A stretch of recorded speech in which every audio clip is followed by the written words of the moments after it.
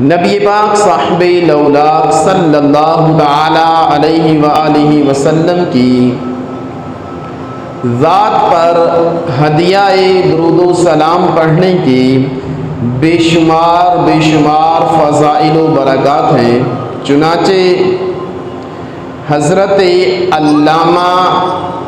محمد بن احمد قرطبی رحمۃ اللہ تعالی علیہ لکھتے ہیں کہ حضرت سیدنا امام حسن بصری رحمۃ اللہ تعالی علیہ جو اپنے زمانے کے مشہور ولی اللہ ہیں اور یہ تابعی بزرگ ہیں۔ تابعی اس ہستی کو کہا جاتا ہے جس نے اپنی حیات ظاہری میں صحابی رسول کی زیارت کی ہو اور ایمان پر ان کا خاتمہ ہوا ہو، اس ہستی کو تابعی بزرگ کہا جاتا ہے۔ حضرت سیدنا امام حسن بصری رحمۃ اللہ تعالی علیہ ایک بار اپنی مسند پر جلوہ فرما ہے اور لوگ آپ کی بارگاہ میں حاضر ہو کر اپنی اپنی معروضات پیش کر رہے ہیں۔ اسی اثناء میں ایک معمر خاتون آپ کی بارگاہ میں حاضر ہوئی اور عرض کیا، عالی جا، کچھ عرصہ پہلے میری ایک نوجوان بیٹی کا انتقال ہو گیا ہے۔ میں اس کے بارے میں بڑی پریشان رہتی ہوں۔ میں چاہتی ہوں کہ میں خواب میں اپنی بیٹی کو دیکھوں کہ قبر میں اس کے ساتھ کیا معاملہ ہو رہا ہے۔ چنانچہ حضرت سیدنا امام حسن بصری رحمۃ اللہ تعالی علیہ نے اس خاتون کو ایک مخصوص کوئی عمل بتایا اور کہا کہ یہ تم عمل کرنا اور یہ عمل کر کے تم سو جانا، تو خواب میں تمہیں تمہاری بیٹی جو ہے وہ نظر آئے گی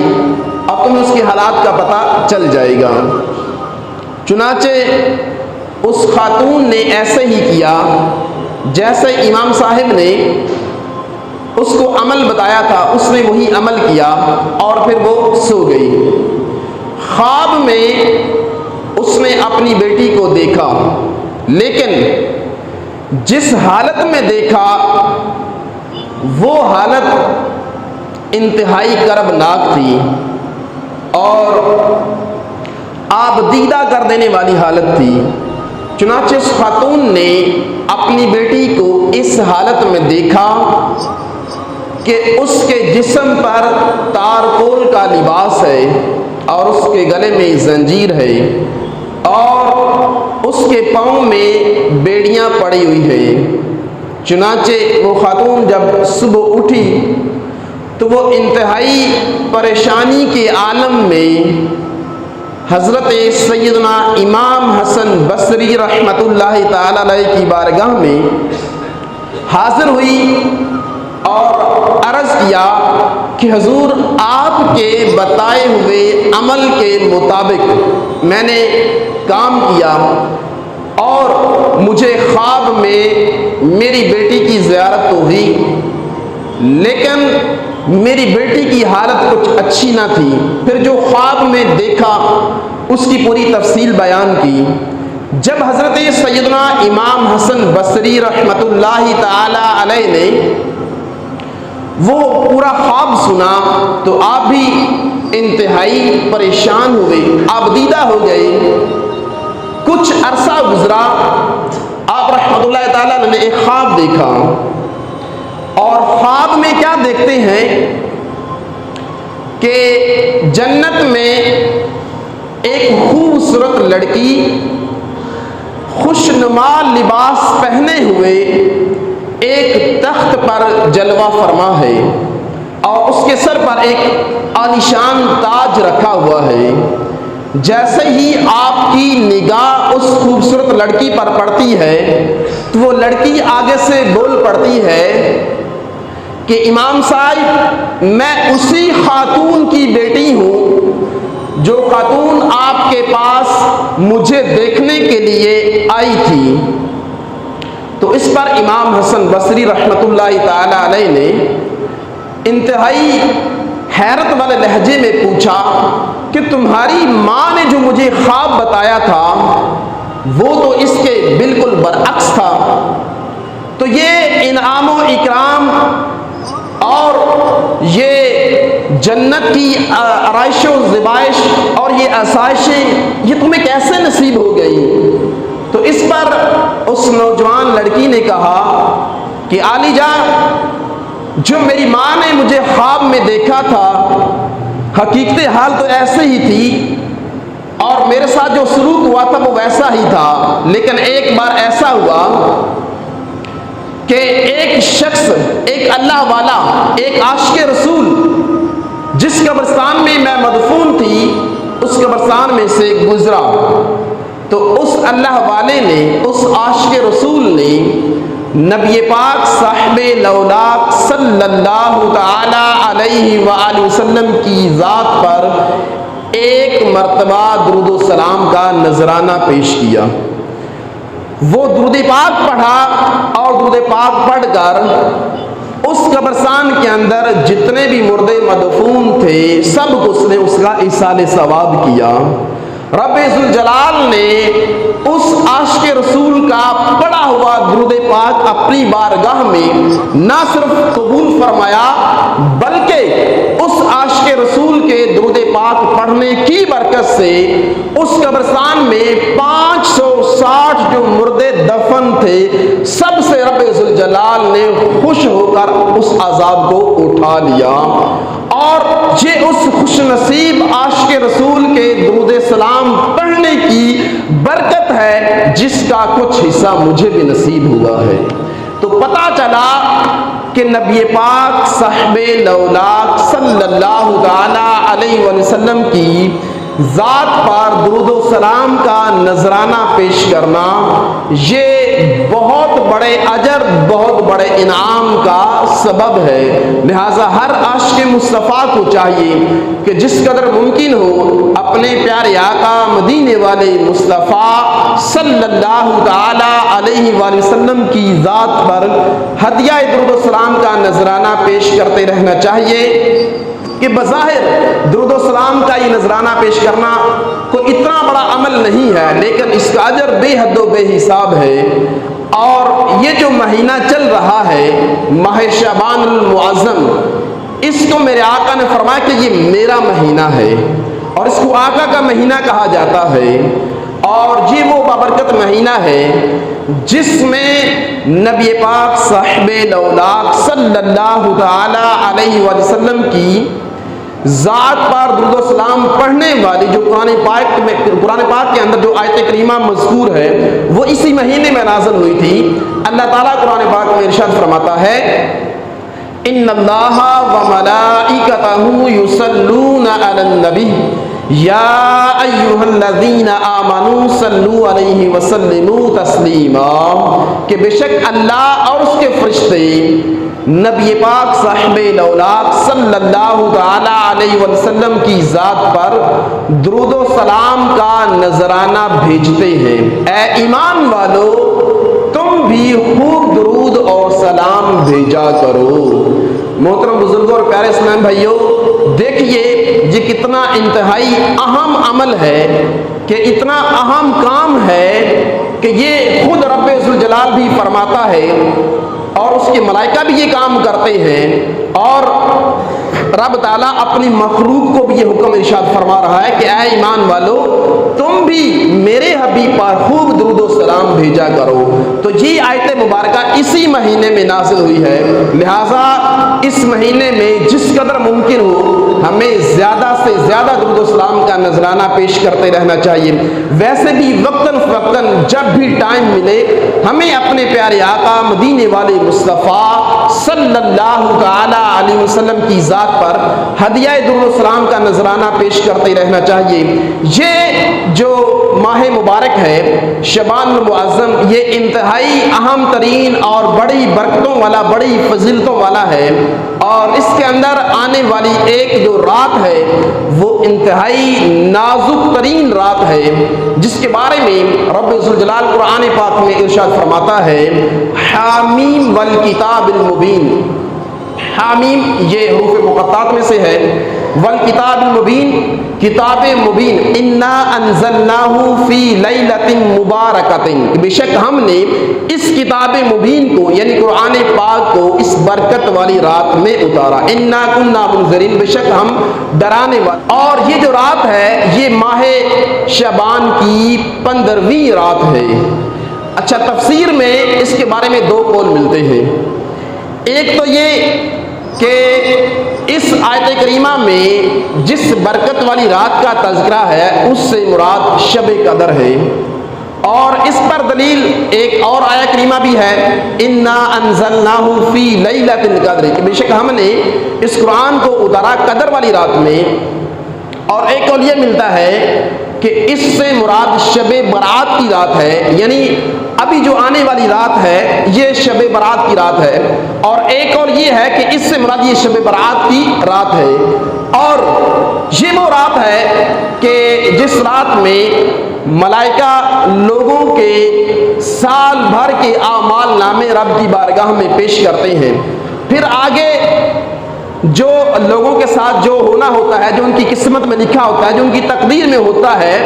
رزق دینا، کسی کی موت، زندگی، جتنے بھی معاملات ہوتے ہیں یہ سارے معاملات لوگوں کے جو ہیں وہ لکھ دیے جاتے ہیں، اور یہ انتہائی نازک رات ہے۔ ہم میں سے کوئی نہیں جانتا کہ ہمارے بارے میں اب رب ذوالجلال کی تقدیر میں کیا لکھا جانے والا ہے، لہٰذا ہمارے پیارے آقا مدینے والے مصطفیٰ صلی اللہ تعالی علیہ وسلم کی جو سیرت طیبہ ہے وہ ہمارے لیے ایک رول ماڈل کی حیثیت رکھتی ہے، تو ہمیں اپنے پیارے آقا کی سیرت کو دیکھ لینا چاہیے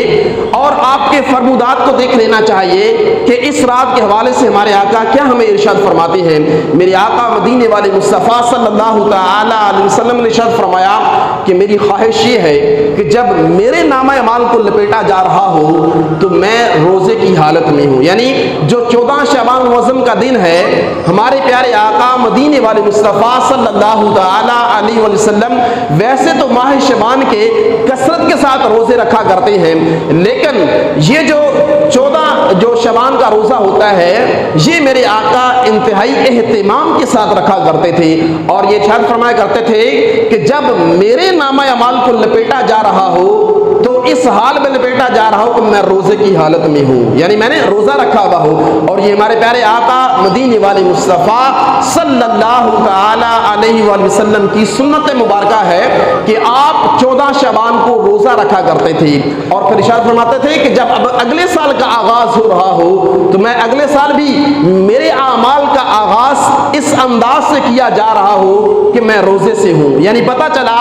کہ 14 شعبان کو بھی ہمارے پیارے آقا مدینے والے مصطفیٰ صلی اللہ تعالی علیہ وسلم روزہ رکھا کرتے تھے، اور 15 شعبان کو بھی ہمارے پیارے آقا مدینے والے مصطفیٰ صلی اللہ تعالی علیہ وسلم روزہ رکھا کرتے تھے۔ یاد رہے کہ یہ جو کی جانے والی عبادت ہے، یہ جو رکھے جانے والے روزے ہیں یہ نفلی روزے ہیں، یہ کوئی فرض و واجب نہیں ہے، لہٰذا جس سے بن سکے اس کو چاہیے کہ وہ روزہ ضرور رکھا کرے۔ 14 شعبان کو بھی روزہ رکھے کہ یہ سنت مصطفیٰ ہے، اور 15 شعبان کو بھی روزہ رکھنا چاہیے کہ یہ بھی سنت مصطفیٰ ہے، اور ہمارے پیارے آقا مدینے والے مصطفیٰ صلی اللہ تعالی علیہ وآلہ وسلم نے اپنے غلاموں کو کتنی پیاری سوچ عطا فرمائی کہ میری یہ خواہش ہے کہ جب میرے نامہ اعمال کو لپیٹا جا رہا ہو تو میں روزے کی حالت میں ہوں، اور جب اگلے سال جب میرے نامہ اعمال کا آغاز کیا جا رہا ہو تو میں اس دن بھی روزے سے ہوں۔ اور یہ روزہ ایک ایسی باطنی عبادت ہے کہ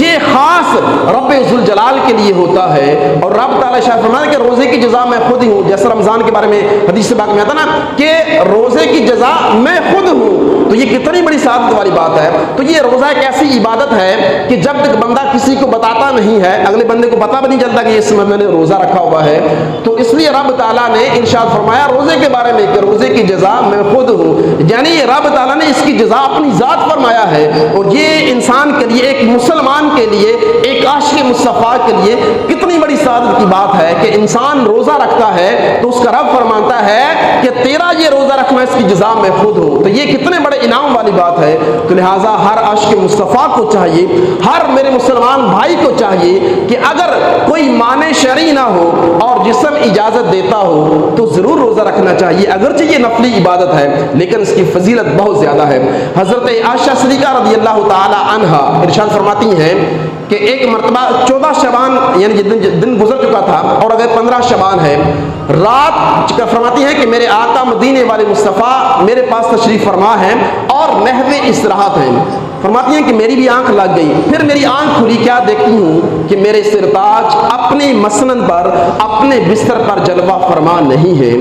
تو فرماتی ہیں کہ مجھے تشویش لاحق ہوئی، میں اٹھی، گھر میں دیکھا، آگے پیچھے دیکھا، مجھے میرے آقا کی زیارت نہ ہوئی۔ فرماتی ہیں میں گھر سے باہر نکلی، چلتی چلتی میں جنت البقیع تک پہنچ گئی۔ حضرت عائشہ فرماتی ہیں جب میں جنت البقیع میں پہنچی نا، میں کیا دیکھتی ہوں کہ میرے سرتاج مدینے والے مصطفیٰ صلی اللہ تعالی علیہ وسلم جنت البقیع میں تشریف فرما ہے۔ میرے آقا نے جب حضرت عائشہ کو دیکھا تو ارشاد فرمایا کہ اے عائشہ، کیا تمہیں یہ لگا کہ اللہ اور اس کا رسول تمہارے حق میں خیانت کرنے والے ہیں؟ حضرت عائشہ عرض کرنے لگی یا رسول اللہ، میرے دل میں یہ خیال آیا کہ ہو سکتا ہے کہ آپ اپنی ازواج میں سے کسی اور زوجہ کے پاس چلے گئے ہوں۔ تو میرے آقا نے ارشاد فرمایا کہ اے عائشہ، یہ جو رات ہے یہ انتہائی نازک رات ہے، اس رات میں لوگوں کے نامہ اعمال کو رب ذوالجلال کی بارگاہ میں پیش کیا جاتا ہے، اور اس رات میں جو لوگ شب بیداری کرتے ہیں، اپنے رب کی عبادت کرتے ہوئے اپنی رات کو گزارتے ہیں، رب ذوالجلال کی رحمت انتہائی جوش پہ ہوتی ہے، انتہائی عروج پہ ہوتی ہے۔ رب تعالیٰ بنی کلب کی بکریوں کے بالوں کے عوض لوگوں کو نیکیاں عطا فرماتا ہے، لوگوں کی مغفرت فرماتا ہے، لوگوں کی بخشش فرماتا ہے۔ اور راوی کہتے ہیں کہ میرے آقا نے بنی کلب کا تذکرہ فرمایا اس لیے کہ مدینہ شریف کے اندر ایک قبیلہ تھا جو قبیلے والے جو تھے وہ کثرت کے ساتھ بکریاں پالا کرتا تھا، یعنی ان کے پاس بکریاں کثیر مقدار میں تھی۔ تو پتہ چلا کہ رب ذوالجلال اس رات میں شب بیداری کرنے والے لوگوں کی کثرت کے ساتھ جو ہے وہ مغفرت فرماتا ہے، ان کے گناہوں کی تلافی فرماتا ہے، ان کے گناہوں کو معاف فرماتا ہے، ان کی بخشش فرماتا ہے۔ تو یہ انتہائی نازک رات ہے، لہٰذا ہر عاشق مصطفیٰ کو چاہیے کہ اس رات کو غنیمت جانتے ہوئے اپنے رب کی عبادت کرتے ہوئے اس رات کو گزارنا چاہیے۔ اور اس رواج سے یہ بھی پتہ چلا کہ اس رات کو قبرستان جانا یہ ہمارے پیارے آقا مدینے والے مصطفیٰ صلی اللہ تعالی علیہ وآلہ وسلم کی سنت مبارکہ ہے، لہذا اس رات میں قبرستان بھی جانا چاہیے، وہاں جا کر جو ہے وہ مردوں کے لیے اپنے جو لواحقین جو جان فانی سے کوچ کر چکے ہوتے ہیں ان کے لیے دعائے مغفرت بھی کرنی چاہیے، ذکر کرنا چاہیے، تلاوت کرنی چاہیے، اور جو ذکر کا درود و سلام یعنی جو انسان کر سکتا ہے آسانی کے ساتھ وہ کرنا چاہیے۔ اچھا ہمارے ہاں ایک رواج بنا ہوا ہے، لوگوں کی کثیر مقدار جاتی تو ہے لیکن ہر ایک اپنا انداز ہوتا ہے، کچھ جا کر اگربتیاں لگا رہے ہوتے ہیں، کچھ موم بتیاں جلا رہے ہوتے ہیں، کچھ چراغ جلا رہے ہوتے ہیں۔ یاد رہے اگربتیوں سے، موم بتیوں سے، چراغ جلانے سے ان مردوں کو کوئی فائدہ حاصل ہونے والا نہیں ہے، اس سے علماء کرام نے منع فرمایا ہے، اگربتی جلانے سے بھی منع فرمایا ہے، یہ جو قبر کے اوپر لگا دی جاتی ہے اس سے منع کیا گیا ہے۔ ہاں اگر روشنی کی حاجت ہے اور آپ تلاوت قرآن کرنا چاہتے ہیں تو قبر سے ہٹ کر آپ کہیں موم بتی جلا لے تاکہ روشنی حاصل ہو، یا ایسی جگہ پر جہاں قبرستان کے اندر جو راستہ بنا ہوا ہے آپ دیکھتے ہیں کہ وہاں پر اندھیرا ہے تو اس راستے کو روشن کرنے کے لیے وہاں پر موم بتی جلائی جا سکتی ہے، لیکن قبر کے اوپر موم بتی جلانا، اگربتی جلانا یہ منع ہے، لہٰذا ایسے عمل نہیں کرنے چاہیے۔ جتنی دیر میں یہ کام کرنے ہیں اتنی دیر وہاں کھڑے ہو کر ان کے لیے دعائے مغفرت کی جائے، جو ایصال ثواب کیا کیا جائے, قرآن پاک کی تلاوت کی جائے, ذکر اذکار کیا جائے, درود السلام کا نذرانہ پیش کیا جائے, تو یہ ان کے لیے فائدہ مند ہے, یہ ان کے لیے سود مند ہے. تو وہاں بھی جانا چاہیے کہ یہ سنت رسول ہے اور ان کے لیے دعا کرنی چاہیے. سنت کی نیت سے جائیں گے تو انشاءاللہ یہ سنت کا ثواب بھی ملے گا, اپنے لیے بھی فائدہ ہی فائدہ ہے اور ان مردوں کے لیے بھی فائدہ ہی فائدہ ہے. میٹھے پیارے اسلامی بھائیوں, اس رات کی جانے والی عبادت یہ نفلی عبادت ہے, لیکن اس کے علاوہ جو ہم پر عبادت فرض ہے جیسے نماز پنجگانہ ہے, تو بعض کا ہمارے ایسے معاملات ہیں یا ہم اس قدر دنیا دار ہو چکے ہیں کہ جو یعنی جو کام ہمارے ہاں مروج ہو چکے ہیں, یعنی جن کی ایک ریت پڑ چکی ہے, جو ہمارے رواج کے طور پر کیے جاتے ہیں, وہ کام تو ہم انتہائی جو ہے وہ اہم اور یعنی کہ بڑے ہی اپنا اہتمام کر کے کرتے ہیں. لیکن جو کام ہم پر عذر و شرع رب ذوالجلال کی جانب سے ہم پر ضروری ہوتے ہیں, فرض ہوتے ہیں, ان میں ہم انتہائی سست اور کاہل ہوتے ہیں. جیسے نماز پنجگانہ ہے, حدیث پاک میں آتا ہے کہ جو بندہ نماز عشاء باجماعت ادا کرتا ہے, نماز عشاء باجماعت ادا کرتا ہے, اس کو آدھی رات عبادت کرنے کا ثواب ملتا ہے. اور جو بندہ فجر کی نماز باجماعت ادا کرتا ہے, اس کو پوری رات عبادت کرنے کا ثواب ملتا ہے. اب ایسا ہوتا ہے کہ ہمارے ہاں چونکہ اس رات میں رواج ہوتا ہے جاگنے کا, شب بیداری کرنے کا, لوگ آتے ہیں, چہل پہل ہوتی ہے, سڑکوں پر, روڈوں پر, مساجد میں بھی چہل پہل ہوتی ہے. لیکن افسوس کی بات ہے جب فجر کا ٹائم آتا ہے تو مسجدیں ویران ہو جاتی ہیں. حالانکہ یہ انتہائی غلط بات ہے. فجر کی نماز اس کا پڑھنا فرض ہے, جماعت کے ساتھ پڑھنا یہ واجب ہے, اور جماعت میں چند ایک لوگ ہوتے ہیں, بلکہ بعض کا تو یوں ہوتا ہے کہ اکا دکا ہی ہوتے ہیں اور کوئی بندہ بھی نہیں ہوتا ہے. یہ انتہائی غلط بات ہے. تو عبادت کرنی چاہیے, شب بیداری کرنی چاہیے, بہت اچھی بات ہے, لیکن اس سے اچھی بات یہ ہے کہ نماز باجماعت ادا کرنا یہ اس سے بھی اچھی بات ہے. تو لہٰذا جب اگر کوئی بندہ پوری رات جاگتا ہے لیکن وہ فجر کی نماز نہیں ادا کرتا ہے, سو جاتا ہے, تو اس کا جاگنا فضول ہے. ایسے بندے کی حکم یہ ہے کہ وہ رات کو نہ جاگے بلکہ وہ سو جائے, نماز عشاء باجماعت ادا کرے اور پھر سو جائے اور فجر کی نماز کے ٹائم اٹھ جائے اور نماز فجر باجماعت ادا کرے.